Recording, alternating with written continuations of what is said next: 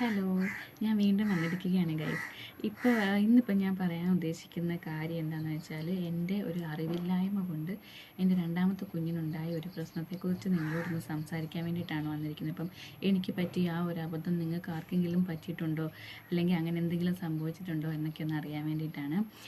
കാരണം എന്താണെന്ന് വെച്ചാൽ, എൻ്റെ ആദ്യത്തെ കുഞ്ഞുണ്ടായി, കുഞ്ഞിനൊരു 10-11 മാസമൊക്കെ ആയപ്പോഴത്തേക്കിനും അവന് ആദ്യത്തെ പല്ലൊക്കെ വന്നായിരുന്നു.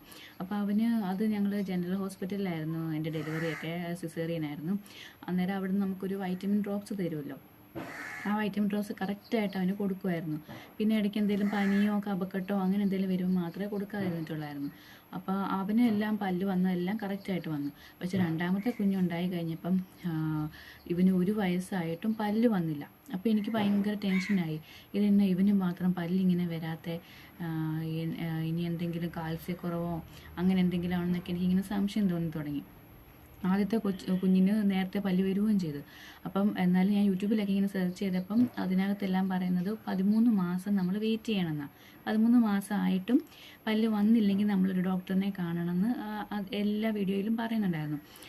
ഞങ്ങൾ 13 മാസം വരെ കറക്റ്റ് വെയിറ്റ് ചെയ്തു. അവന് പല്ലിൻ്റെ മോണയുടെ അവിടെ നിന്ന് ഇങ്ങനെ ഒരു ഒരു ഒരു കട്ടി പോലെ തോന്നത്തില്ലേ, അങ്ങനെ മാത്രം വന്നിട്ടുണ്ടായിരുന്നു. പല്ല് ഇറങ്ങി വെളിയിലോട്ട് വരുന്നില്ല. ഞാനിതുപോലെ മൂത്ത കുഞ്ഞിന് വൈറ്റമിൻ കൊടുക്കാൻ പോയ സമയത്ത് ഹെൽത്തിൽ ഇതുപോലെ സംസാരിച്ചു സിസ്റ്ററിനോട് അവിടുത്തെ. സിസ്റ്റർ ലക്ഷ്മി സിസ്റ്റർ എന്നാണ് സിസ്റ്ററിൻ്റെ പേര്. സിസ്റ്ററിനോട് ഞാനിങ്ങനെ കാര്യങ്ങൾ സംശയം അങ്ങോട്ട് ചോദിച്ചു, ഇനി കാൽസ്യക്കുറവ് കൊണ്ടാണോ കുഞ്ഞിന് അങ്ങനെ പല്ല് വരാൻ താമസിക്കുന്നതെന്ന് ചോദിച്ചപ്പം സിസ്റ്റർ പറഞ്ഞു, ഞാൻ ഡോക്ടറിനോട് ഒന്ന് ചോദിച്ചിട്ട് പറയാം, ഞാൻ നമ്പർ തന്നാൽ മതി, ഞാൻ വിളിക്കാമെന്ന് പറഞ്ഞിട്ട് ഞാനവിടെ നമ്പർ കൊടുത്തിട്ട് തിരിച്ച് വീട്ടിൽ വന്ന് ഒരു കുറച്ച് നേരം കഴിഞ്ഞപ്പോൾ സിസ്റ്റർ എന്നെ ഇങ്ങോട്ട് വിളിച്ചു. ഡോക്ടർ പറഞ്ഞു, ഈ 1 വയസ്സിൽ പിള്ളേർക്ക് 6 പല്ല് വരണം എന്നാണ് ഡോക്ടർ പറഞ്ഞു. അത് ഡോക്ടർ അതുകൊണ്ട് ഒരു ഡിസ്ക്രിപ്ഷൻ ഇത് തന്നിട്ടുണ്ട്, മരുന്നിന് പ്രിസ്ക്രിപ്ഷൻ തന്നിട്ടുണ്ട്, അങ്ങനെ പറഞ്ഞു. അപ്പോഴത്തേക്കും കാൽസ്യവും വൈറ്റമിനും കൂടെ കൂടിയ മരുന്നായിരുന്നു എഴുതി തന്നിരുന്നത്. അന്ന് മുതൽ 3 മാസം കണ്ടിന്യൂസ് ആയിട്ട് രാവിലെയും വൈകിട്ടും 2.5 ml വീതം കൊടുക്കാൻ പറഞ്ഞു. ഞങ്ങൾ അങ്ങനെ കൊടുക്കാൻ തുടങ്ങി. കൊടുത്തൊരു 2 ആഴ്ച കഴിഞ്ഞപ്പം അവന് പല്ല് പൊട്ടിമുളച്ച് ഇങ്ങനെ വെളിയിലോട്ട് വരാൻ തുടങ്ങി. അന്നേരം എനിക്ക് പറയാനുള്ളത് എന്താണെന്ന് വെച്ചാൽ, നമ്മൾ കുഞ്ഞുങ്ങൾക്ക് തരുന്ന ആ വൈറ്റമിൻ ഡ്രോപ്സ് അത് കറക്റ്റായിട്ട് കൊടുക്കണം ഗൈസ്. എനിക്ക് പറ്റിയൊരു തെറ്റാണത്. എന്താണെന്ന് വെച്ചാൽ, എൻ്റെ രണ്ടാമത്തെ ഡെലിവറി പുഷ്പഗിരിയിലായിരുന്നു, രണ്ടാമത്തെ കുഞ്ഞിൻ്റെ. നമ്മൾ പ്രൈവറ്റിൽ നിന്ന് നമുക്ക് ആ വൈറ്റമിൻ ഡ്രോപ്സ് തരത്തില്ല.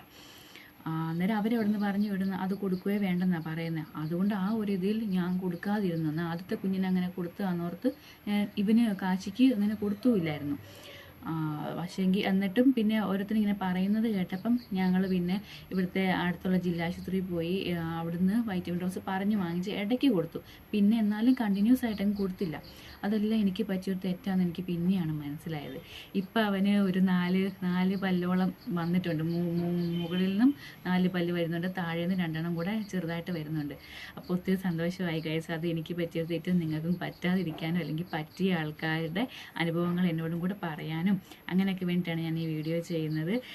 അങ്ങനെ ആർക്കെങ്കിലും ഉണ്ടായിട്ടുണ്ടെങ്കിൽ കമൻറ്റായിട്ട് അറിയിക്കണം കേട്ടോ. എല്ലാവരും എൻ്റെ ചാനൽ സബ്സ്ക്രൈബ് ചെയ്യണം, ലൈക്ക് ചെയ്യണം, കമൻറ്റ് ചെയ്യണം, ഷെയർ ചെയ്യണം.